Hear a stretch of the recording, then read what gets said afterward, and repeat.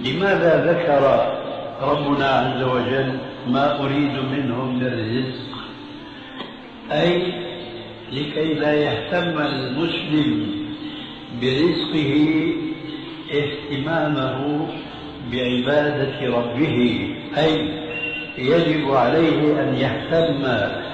بما من أجله خلق، وليس أن يهتم بالرزق، لأن الرزق قد تكفله الله عز وجل لعباده وقدره منذ أن كان جنينا في بطن أمه، كما تعلمون من الأحاديث الصحيحة التي جاء فيها أن النبي صلى الله عليه وسلم ذكر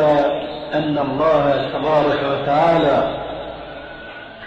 يرسل ملكا إلى الجنين وهو في بطن أمه فينفخ فيه الروح بعد أن جاوز 4 أشهر، ويسأل ربه عن عمره،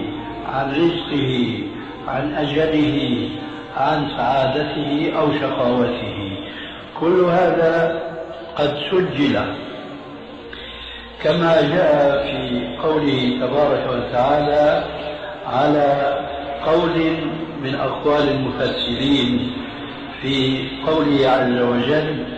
وفي السماء رزقكم وما توعدون. فالله عز وجل قد قدر الرزق منذ القديم، ولذلك فلا ينبغي للمسلم أن يهتم برزقه بقدر، وأرجو الانتباه، لا أقول أن لا يهتم بالسعي وراء رزقه، لا، وإنما أعني وأصرح فأقول لا ينبغي أن يهتم المسلم برزقه، بتحصيل رزقه بقدر ما يهتم بعبادة ربه تبارك وتعالى،